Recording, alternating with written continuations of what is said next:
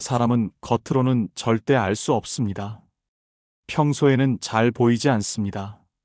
하지만 단 한 번의 신호를 놓치면 평생 후회할 관계가 됩니다. 늘 믿음직해 보이던 사람이 어느 날 갑자기 달라진 모습을 드러내는 순간, 그제야 우리는 이미 늦었다는 사실을 깨닫습니다. 어느 순간 반드시 본색을 드러냅니다. 문제는 우리가 그 신호를 너무 쉽게 흘려보낸다는 것이죠. 그리고 그 신호를 놓친 순간 내 마음은 또다시 상처받을 수밖에 없습니다. 오늘 이 영상을 끝까지 보신다면 겉모습 뒤에 감춰져 있던 본성이 드러나는 순간을 분명히 알게 되실 겁니다. 이것만 알아두면 여러분은 다시는 잘못된 관계로 마음을 낭비하지 않게 될 것입니다. 여러분의 인간관계를 지켜줄 가장 확실한 기준, 지금부터 알려드리겠습니다. 절대로 가까이 두어서는 안 되는 첫 번째 특징은 바로 약자 앞에서 태도가 달라지는 사람입니다. 세상에는 이런 사람들이 있습니다. 힘 있는 사람 앞에서는 허리를 굽히며 한없이 공손하던 이가 식당 종업원에게는 퉁명스럽게 빨리 가져와요라며 내뱉습니다. 택배 기사님이 문 앞에 서 있어도 눈길 한 번 주지 않고 경비원 아저씨와 마주쳐도 인사조차 하지 않는 사람들. 겉으로는 예의를 아는 듯 보이지만 사실은 약한 사람 앞에서만 본색을 드러내는 것이죠. 그때 마음속에서 묘한 이질감이 올라오지 않습니까? 저 사람 지금은 내 앞에서 웃고 있지만 언젠가 나도 저렇게 대하지 않을까? 맞습니다. 그 불편한 직감은 틀린 적이 없습니다. 사람의 진짜 품격은 강자 앞이 아니라 약자 앞에서 드러납니다. 모두가 보는 자리, 잘 보이고 싶은 순간에는 누구나 친절할 수 있습니다. 하지만 아무도 주목하지 않는 순간, 나보다 힘이 없는 사람에게 어떻게 대하는지가 그 사람의 본 모습입니다. 심리학에서는 이것을 권위지향적 공격성이라 부릅니다. 자신보다 강하다고 느끼면 한없이 순종하지만 약하다고 판단하면 가차없이 무시하거나 억압하는 태도. 즉, 겉으로는 예의 바른 척하지만 속에는 서열 본능이 깊게 자리 잡고 있는 것입니다. 이런 경험 있으실 겁니다. 직장에서 상사 앞에서는 연신 예, 알겠습니다라며 웃던 동료가 막내 직원에게는 이것도 제대로 못해? 라며 가시 돋친 말을 내뱉는 장면. 처음에는 그저 성격이 까칠한 거라고 넘기지만 시간이 지날수록 알게 됩니다. 그건 단순한 성격이 아니라 본성이라는 것을. 철학자는 말했습니다. 사람의 품격은 힘없는 이를 대하는 태도로 드러난다. 이건 추상적인 가르침이 아니라 우리가 매일 목격하는 현실입니다. 이런 사람을 가까이 두면 어떻게 될까요?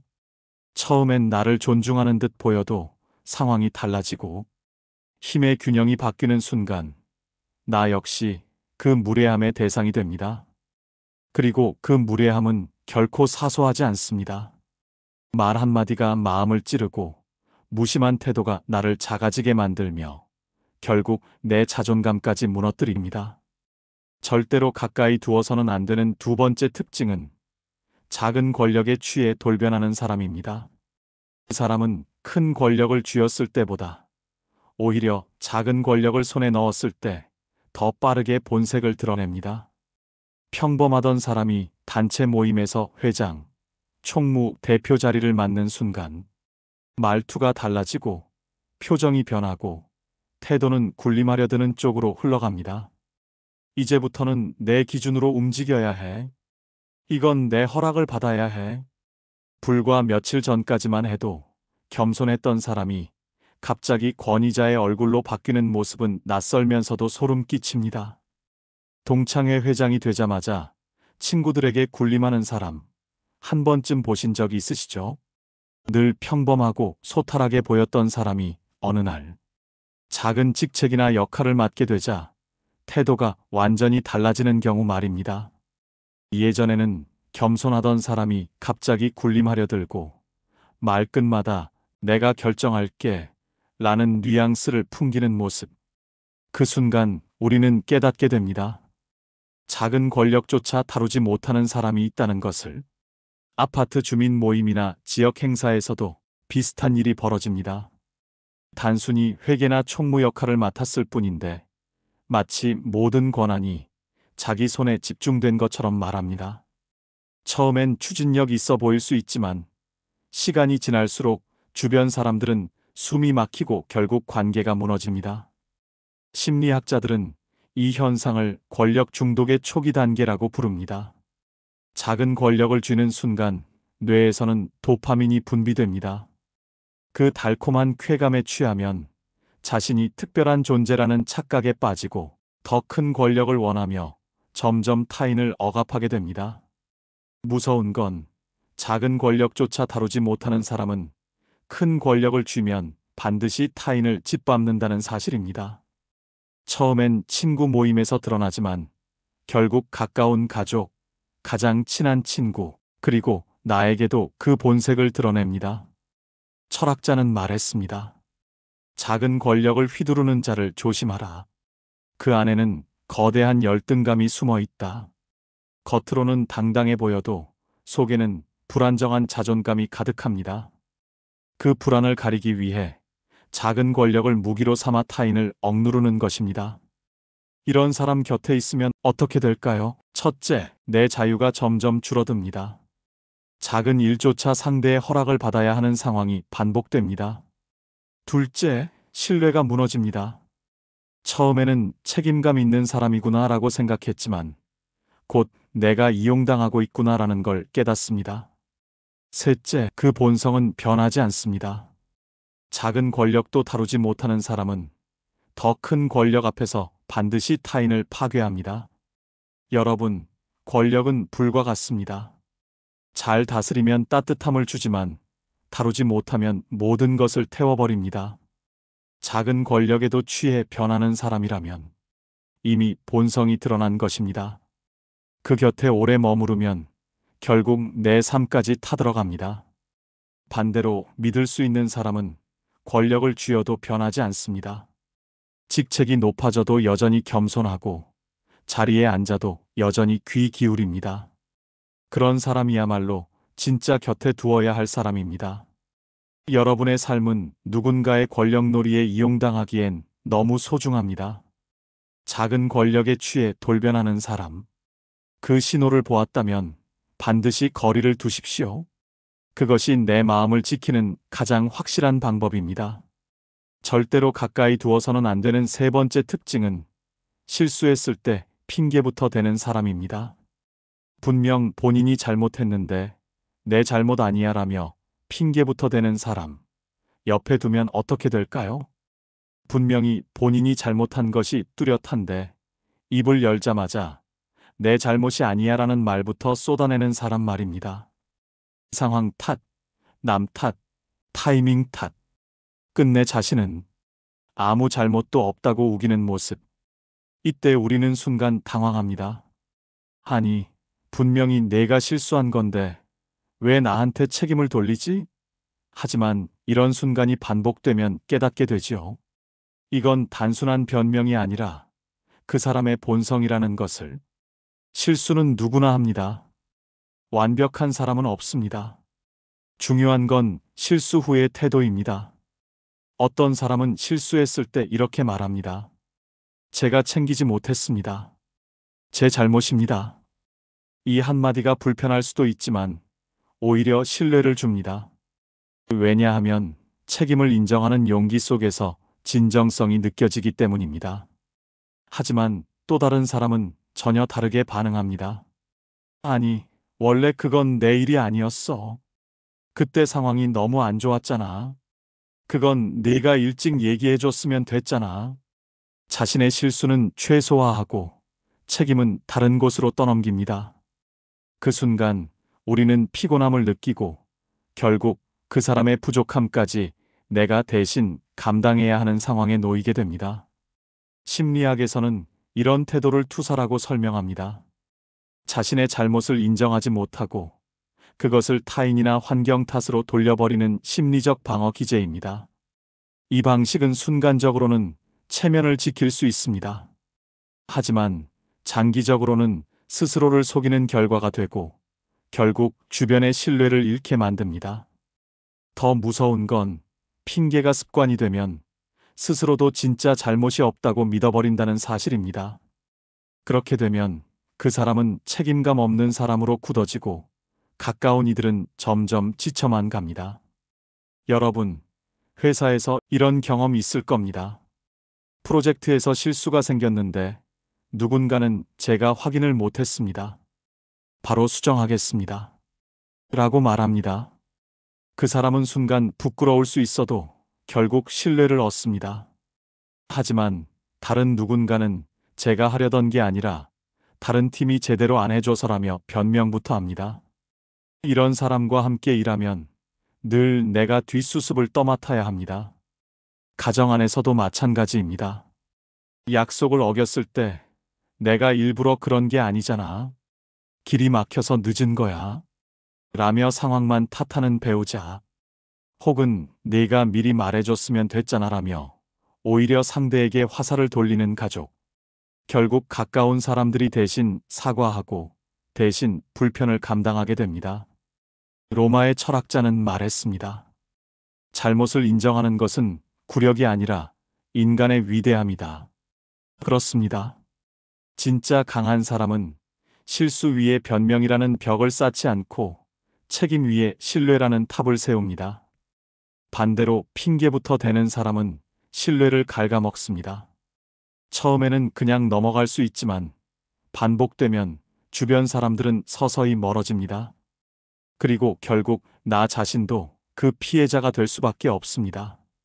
왜냐하면 내가 곁에 있는 한 그 사람의 책임을 대신 짊어져야 하기 때문입니다. 이제 생각해 보십시오. 여러분 곁에 있는 사람은 어떤 사람입니까? 실수를 했을 때 바로 인정하는 사람입니까? 아니면 변명부터 늘어놓는 사람입니까? 전자는 시간이 지날수록 신뢰가 쌓이고 후자는 시간이 지날수록 신뢰가 무너집니다. 더 중요한 건 핑계 습관은 쉽게 고쳐지지 않는다는 겁니다. 왜냐하면 그 사람은 이미 나는 잘못이 없어라는 자기 방어막을 두껍게 쌓아 올렸기 때문입니다. 그래서 가까이 지내다 보면 내가 대신 책임을 지는 일이 일상이 되고 결국 내 마음과 에너지가 소모됩니다. 진짜 믿을 수 있는 관계는 완벽함에서 오는 게 아닙니다. 실수했을 때 곧바로 인정하고 책임지는 태도에서 시작됩니다. 그 용기가 있는 사람만이 신뢰를 쌓고 오래 함께할 수 있는 관계를 만들어갑니다. 여러분, 기억하십시오. 실수했을 때 핑계부터 대는 사람. 이런 사람은 반드시 멀리해야 합니다. 그 사람을 바꾸려 애쓰지 말고 내 마음을 지키기 위해 거리를 두는 것이 현명한 선택입니다. 절대로 가까이 두어서는 안 되는 네 번째 특징은 거절 한 번에 돌변하는 사람입니다. 한 번만 거절했을 뿐인데 눈빛이 돌변하고 태도가 바뀌는 사람. 그 순간 관계의 진실이 드러나 마음 다친 적 있으시죠? 평소에는 누구보다 친절하고 다정한 사람. 늘 먼저 다가와주고 챙겨주던 사람이 있었습니다. 그래서 이 사람은 정말 좋은 사람이구나 믿었습니다. 그런데 단 한 번 내가 부탁을 들어주지 못했을 때 그 순간부터 그 사람의 얼굴은 완전히 달라졌습니다. 겉으로는 괜찮아, 이해해라고 말합니다. 하지만 눈빛은 싸늘해지고 목소리에는 미묘한 날카로움이 묻어납니다. 농담 하나에도 웃던 사람이 이제는 사소한 말에도 차갑게 반응합니다. 연락도 뜸해지고 나를 대하는 태도는 전혀 달라집니다. 그 순간 깨닫게 되지요. 그 사람이 내게 베푼 친절은 진심이 아니라 조건부였다는 것을. 심리학에서는 이를 조건적 호의라고 부릅니다. 겉으로는 이타적으로 보이지만 사실은 계산이 숨어있는 마음입니다. 내가 너한테 잘해줬으니 너도 내 부탁을 들어줘야 한다. 이런 거래의 논리로 관계를 맺고 있었던 것이죠. 그래서 내가 한 번 거절했을 뿐인데도 그 사람은 마치 큰 배신을 당한 것처럼 태도를 바꿉니다. 이때 우리는 혼란스럽습니다. 내가 뭘 그렇게 잘못했나? 내가 너무 무심했던 건가? 하지만 진실은 단순합니다. 내가 잘못한 것이 아니라 그 사람이 기대한 이익을 충족시켜주지 못했을 뿐입니다. 이런 적이 있었던가 가만히 떠올려 보십시오. 직장에서는 늘 후배를 챙겨주며 믿음직한 선배인 줄 알았는데 내가 도움을 한번 거절하자 됐어 라며 날카롭게 돌아서는 모습. 혹은 친구 모임에서 늘 선물 챙기고 먼저 연락하던 사람이 내가 모임에 한번 빠지자 요즘 너 달라졌다? 라며 서운함을 대놓고 드러내는 경우. 심지어 가족 안에서도 일어납니다. 늘 도와주던 가족이었는데 내가 단 한 번 거절했을 뿐인데 갑자기 삐치고 대화마저 냉랭해지는 순간. 이 모든 것은 겉으로는 배려처럼 보였지만 사실은 언제 돌려받을까를 따지는 철저한 거래였던 겁니다. 프랑스의 철학자는 이렇게 말했습니다. 진정한 인간관계는 상대를 수단이 아닌 목적으로 대할 때만 가능하다. 조건부 친절은 결코 진심일 수 없습니다. 거절 하나에 돌변하는 사람은 처음부터 나라는 존재 자체가 아니라 내가 줄 수 있는 유익만 보고 있었던 것입니다. 이런 사람을 가까이 두면 어떤 일이 생길까요? 첫째, 내가 늘 조심하게 됩니다. 혹시 내가 실망시키진 않을까? 이번엔 또 무엇을 기대할까? 신경 쓰며 살아가야 합니다. 둘째, 관계의 균형이 무너집니다. 상대는 늘 거래처럼 계산하고 나는 그 기대를 맞추느라 지쳐갑니다. 셋째, 내 마음이 소모됩니다. 단 한 번의 거절로 관계가 흔들릴 수 있다는 불안감 때문에 결국 내 진심을 자유롭게 표현하지 못하게 됩니다.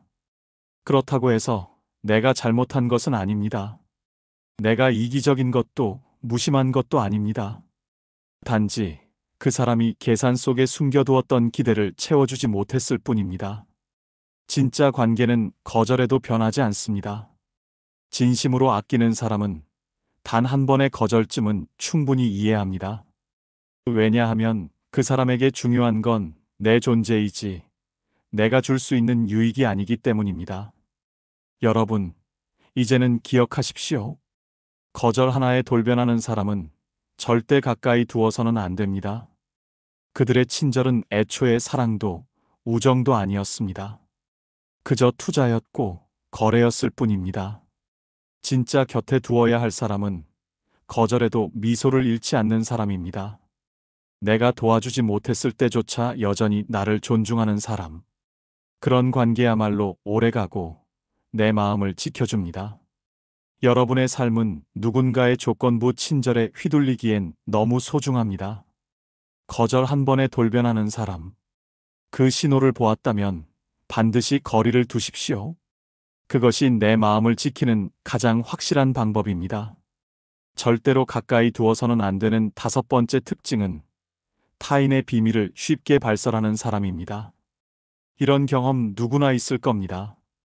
이건 아무한테도 말하면 안 되는데 너니까 말해주는 거야. 하지만 며칠 지나지 않아 그 얘기가 이미 여러 사람의 입에 오르내리고 있는 걸 발견했을 때의 충격.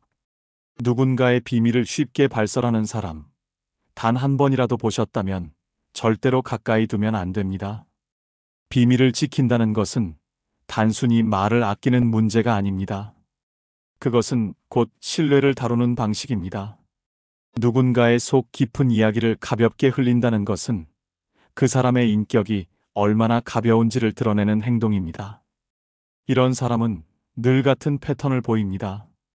이건 진짜 아무한테도 말하면 안 돼. 나만 아는 건데. 겉으로는 조심하는 척하지만 실제로는 그 이야기를 여기저기 흘리고 다닙니다. 그리고 그 순간 자기 자신을 특별한 존재로 포장합니다. 내가 이런 정보를 알고 있어. 나는 남들보다 우위에 있어. 이런 잘못된 우월감 속에서 타인의 삶을 자기 과시의 도구로 삼습니다. 심리학에서는 이를 정보 권력의 행사라고 설명합니다. 정보를 쥐고 있다는 이유만으로 자신이 더 특별하다고 착각하는 것이죠. 그러나 그 본질에는 불안정한 자존감이 숨어 있습니다. 스스로 내세울 게 없으니 남의 이야기를 들춰내며 존재감을 세우려는 것입니다. 하지만 생각해 보십시오. 오늘 다른 사람의 비밀을 내게 털어놓았다면 내일은 내 이야기를 또 다른 사람에게 털어놓을 수 있다는 뜻입니다. 입이 가벼운 사람 곁에 있으면 결국 나는 늘 조심해야 하고 내 진짜 마음은 숨겨야만 합니다. 그 순간 관계는 더 이상 안전하지 않습니다. 고대의 지혜에는 이런 말이 있습니다. 비밀을 쉽게 말하는 자는 진실도 쉽게 왜곡한다. 비밀을 가볍게 다루는 사람은 결국 진실마저도 왜곡합니다. 신뢰는 결코 가벼운 마음으로 나눌 수 있는 것이 아닙니다. 신뢰란 아끼고 무겁게 지켜낼 때만 오래가는 법입니다. 여러분, 이제까지 우리는 5가지 신호를 살펴봤습니다. 약자 앞에서 태도가 달라지는 사람, 작은 권력에 취하는 사람, 실수했을 때 핑계부터 대는 사람, 거절 하나에 돌변하는 사람, 그리고 타인의 비밀을 쉽게 발설하는 사람. 이 모든 특징은 결국 하나의 메시지를 전합니다. 사람의 본성은 작은 순간에 드러난다는 것입니다. 그렇다면 반대로 우리는 어떤 사람을 곁에 두어야 할까요? 첫째, 작은 사람에게도 존중을 잃지 않는 사람입니다. 식당 종업원, 택배 기사님, 경비원 앞에서도 고맙다는 말을 잊지 않고 미소로 대하는 사람. 이런 태도가 바로 진짜 품격입니다. 둘째, 작은 권력을 쥐어도 변하지 않는 사람입니다. 동창회장이 되어도 여전히 친구들을 존중하고 직장에서 직책이 높아져도 여전히 겸손을 잃지 않는 사람. 권력은 사람을 취하게 만들지만 겸손은 그 권력을 다스리게 합니다. 셋째, 비밀을 끝까지 지킬 줄 아는 사람입니다. 내가 나눈 이야기를 함부로 흘리지 않고 무겁게 다루며 나의 연약함까지 지켜주는 사람. 그런 관계야말로 오래가고 내 마음을 안전하게 지켜줍니다. 여러분, 사람을 잘 본다는 건 상대를 심판하는 것이 아닙니다. 내 마음을 지키는 가장 단단한 방법입니다. 나를 소모시키는 사람 곁에 머물지 않고 나를 지켜주는 사람 곁에 머무는 것. 그것이 바로 내가 나 자신을 사랑하는 가장 확실한 길입니다. 여러분의 마음은 소중합니다. 그리고 그 소중한 마음을 어디에, 누구와 함께 쓰느냐가 결국 여러분의 삶을 결정합니다. 오늘 영상에서 가장 마음에 와 닿은 부분은 무엇이었나요? 여러분의 생각과 경험을 댓글로 남겨주시면 많은 분들에게 큰 힘과 지혜가 될 것입니다. 이 영상이 도움이 되셨다면 구독과 좋아요 부탁드립니다. 여러분의 작은 응원이 이 채널을 지켜주는 가장 큰 힘이 됩니다. 늘 존중과 평안이 함께하는 하루 되시길 바랍니다. 좋은 사람과 함께 따뜻한 관계 속에서 살아가시기를 진심으로 기원합니다.